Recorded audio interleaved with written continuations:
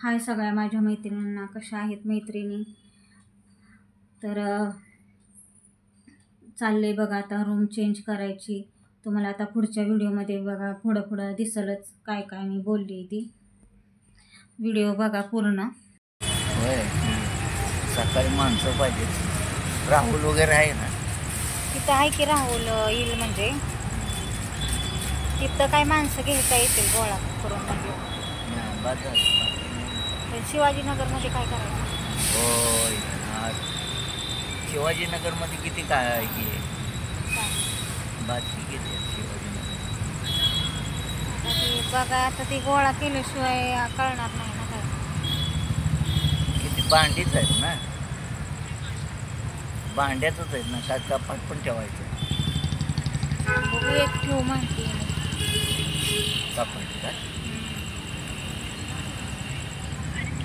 कपाट ठेवलं तर जागा. बरं ठीक आहे, ठेव, जाऊन दे कपाट. कशाला तर लागतंय म्हणजे एक ठेवूया तिथं, एक मग कोणाच्या ठेवायचं कपाट. किचन बिचनला मी वापरतो पण. बघू काय आता तो सतीश येते, आता बघू काय होईल ते. काय त्याचं किती बघू कसा रूम आहे त्याचा आधी बघूया. मोठा असला तर बघू, मग तरी बेड बसला तरी पण चालतंय ना मग, है ना. त्याला विचारूया बसल बेड असं तसं, त्याच्यावर सामान ठेवूया. बघू बेड बसला ना मग सामान ठेव. मग काय पटकन मग छोटा हत्ती नेलं तरी पण परवडतं. पण तेवढेच पैसे जाणार. मग जाऊन दे बेड. एवढ्यासाठी एवढं न करण्यापेक्षा मग तो नेतोय ना तेवढ्यात त्याला नेऊ. जाऊन दे एकदा पण, कशाला कटकटून परत गाडी भेटणार आहे? नाही भेटणार. बराच आज भेटला आहे सगळा, गावाला होता. तर आम्ही आलोय बघा रूम बघायला त्या मुलाकडं. तर तो अजून आला नाही कामावरून, येतोय म्हणला फोन करणार आहे, त्याच्यासाठी आम्ही इथं थांबलोय. तर पेट्रोल पंप आहे तर पुढं जवळच, तर तो तिथं राहतो. तर बघू आता रूम कशी आहे कशी नाही ते समजेल आपल्याला. गौरीचं सामान असं ते मला वाटते बॉक्समध्ये मी ठेवल्यात ना मुकुट, ते आपल्याला ठेवायला लागतील. जर कोणी सांगितलं की नुसतं ताटात ठेवायचं तर आपण ती ताटात पण नुसतं ठेवून मग विसर्जन करायचं. मग तो बॉक्स ठेवला पाहिजे ना, मग तो कसा न्यायचा कुठं. सामान आहे ना जिथल्या तिथं ठेवलं त्यामुळे ती जास्त वाटतं ना. जेव्हा सामान एका जागेवर करेल ना तेव्हा लई सामान दिसणार आहे. आत्ताच वाटतंय की सामानच जास्त नाही. जेव्हा सामान सगळं एक असं काढलं का नाही मग ती कळेल बा कसं आहे. ती लई डेंजर सामान आहे, लई म्हणजे लई. तर आम्ही रात्री रूम बघायला गेलतो, पण तो मुलगा म्हणजे आम्ही परत फोन केला त्या मुलाला, तर तो मुलगा बोलला की मला उशीर होईल, म्हणजे रात्री म्हणजे काय सांगता येत नाही किती वाजतील ती. मग आम्ही घरीच आलो आणि मग त्याला सांगितलं की सकाळी आलं तर चालतंय का. मग तो बोलला चालते, पण आता म्हणजे आज आज शुक्रवार आहे. तर मी आता जाऊन आली, रूम पण बघून आली. आणि हे कामावर गेले ना, ह्यांना रूम बघायला काय भेटले नाही. आता परत संध्याकाळी ह्यांना दाखवायला जायचं आहे. आता रूम जायचं म्हणजे कशासाठी दाखवायला की आपलं सामान किती बसल, म्हणजे केवढी रूम आहे काय त्याच्यासाठी. म्हणजे तर मी बघून आली रूम, तर एवढी मोठी नाही आहे, म्हणजे छोटीशीच आहे खरं तर. 3 माणसं तिथं झोपतात. तर तिथं छोटंसं किचन आहे आणि त्यांचं संडास बाथरूमचं एक आहे. तर असं कोपऱ्यात एक छोटासा जागा आहे, तिथंच थोड्याशा गोण्या बसतील आणि तिकडच्या एका साईडला भांड्याचं कपाट असं उभं करून ठेवायला लागेल आणि TV असं ठेवायला लागेल. एवढं सामान बसेल, जास्त सामान नाही तिथं बसणार. कारण आणि ह्यांची सोय होणार होती तिथं झोपायची, पण तो बोलला नाही होणार, कारण माणसांनाच म्हणजे नाही जागा तेवढी. कोपऱ्यात एक छोटीशी जागा आहे, तिथं तुझं म्हणला ठेव सामान काय असेल ते. तर आली बघून, पण नाही, मला वाटतं तो बोलला आधी की मोठी रूम आहे, पण नाही, लई मोठी रूम, छोटीच रूम आहे. म्हणजे जास्त सामान नाही आपलं बसू शकत. मग राहिलेलं सामान तर गावालाच न्यावं लागणार आहे, काय पर्यायच नाही का त्याला. आता दुसरी बघितली तर तिथं एक माणूस 10,000 मागते, खालीच आहे ती, पण त्याला शटर आहे. आता शटरच्या रूममध्ये कसं राहायचं, कसं बरोबर नाही वाटत ना असं सगळं. आणि रोडच्याच कडेला ते दुकानासारखंच आहे. आता ह्यांना पण राहायला जागा पाहिजे ना. मग आता तर आणि तो पण ती पण 10,000 मागतोय.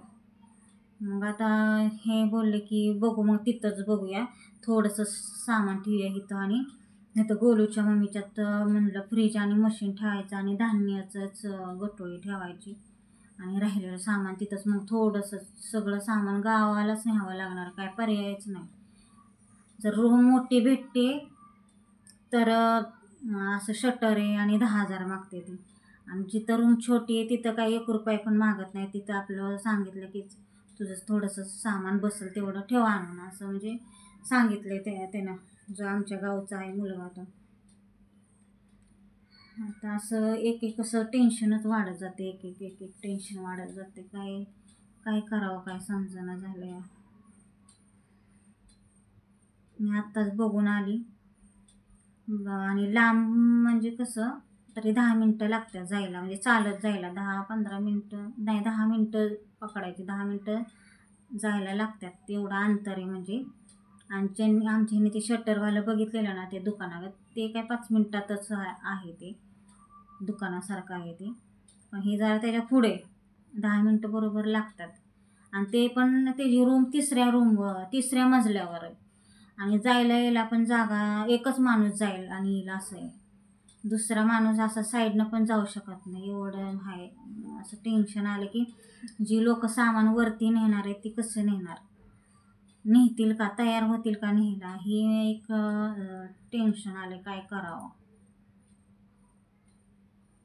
आता ह्यांची तर राहण्याची सोय नाहीच, सामान थोडंसं बसल, थोडंसं सामान येईल ठेवायला. मग आता पर्यायच नाही मग 1 महिन्यासाठी. आणि मला तर गावालाच राहावं लागेल, गावाला जावं लागेल. मग गावालाच राहते, मग काय करणार ना. मग पोरांची शाळा तर बुडणारच आहे, पोरांची शाळा तर बुडणारच आहे. ट्युशनच्या टीचरांचा तर सारखा फोन येतो, मी तर काय उचलना, कारण मी तिला उत्तर काय देऊ. ती पैसे पण मागते 10,000 ट्युशनला. आणि आत्ताच आमचं आता गाडी भाडं पण भरायचं, परत ह्यांची 1 महिन्याची सोय पण करायची, राहण्याची खाण्याची पिण्याची, ती पण पैसे जाणार. परत गाडी जी आम्ही ती सामान येणार आहे त्याला पैसे लागणार. सातारपर्यंत न्यायचं म्हणजे पैसे किती म्हणते काय माहिती. आता ह्यांनी काय ठरवले, बघितली गाडी, पण किती पैशाचं काय सांगितलेलं नाही अजून मला. बघू, मी सांगेलच तुम्हाला पुढच्या व्हिडिओमध्ये किती पैसे घेते. पिकअप सारखी गाडी आहे म्हणजे ती. मग ती सामान जेवढं बसेल तेवढं त्याच्यात नेऊन, थोडंसं सामान त्या मुलाच्या रूममध्ये ठेवून, थोडंसं परत ह्यांच्यात ठेवावं लागेल. तर 2 ठिकाणी सामान ठेवायचं. आणि जे राहिलेलं सामान ते पण त्याच्यामध्ये पण वाटणी आहे. थोडंसं सामान गावाला ठेवायचं, म्हणजे माझ्या सासरी ठेवायचं. आणि थोडंसं सामान आहे, म्हणजे बेडची मोठी सामान आहेत, कपाट बेड, ती आईच्या इकडं ठेवायचे. म्हणजे असं 1 2 3 4 ठिकाणी सामानाच्या वाटण्या होणार. जे एका घरात बसत होतं ते आता सामान 4 घरात बसणार वाटण्याने. म्हणजे एवढं म्हणजे टेन्शन आलं, इतकं काय करायचं, काय लय टेन्शन आले, लय असं झालं कुठंतरी जावं निघून, असं नको मला असं वाटतं. आता सगळं काय झालंय, रूम पण चेंज करायची, त्याच्या 4 वाटण्या होणार, पोरांची शाळा चालू होणार, शाळा पोरांची बुडणार. त्या टीचरांचा फोन येते की पैसे द्या ट्युशनचं म्हणून भरा. आता मी तिला एवढंच म्हणजे सांगून आली माझा असा प्रॉब्लेम आहे, तरी ती फोन मला तिचा सारखा चालूच आहे. मी तिला उत्तर काय देऊ, कुठनं देणार, पैसे असलं तर देणार ना, आधीच खर्च एवढा झालाय, 1 वर्षात एवढा खर्च झालाय की त्याला मापच नाही, एवढा खर्च झालाय, सगळं प्रॉब्लेमच झालाय. आता ह्यांना पण एवढा काय असं म्हणजे पगार नाही की बाबा मी त्याच्यातनं सगळं ॲडजस्ट करू शकते म्हणून. आता सासूबाईंचं दवाखान्यात खर्च गेला, त्यांच्या आजारपणात खर्च गेला, त्यांच्यानंतर त्या गेल्यानंतर खर्च झाला, पोरांची फी झाली, कुठे LIC भरल्या, परत कोणाकोणाचं घेतलेले त्यांचे थोडे पैसे देऊन टाकले, एवढा खर्च झाला आहे. ते टेन्शन. मग पैसे तर पाहिजेत का नको, आणि टीचर मागं लागले की पैसे भरा पैसे भरा. मी तिचा फोनच नाही उचललेला, नको मला फोनच नको उचलायला असं वाटायला लागलं.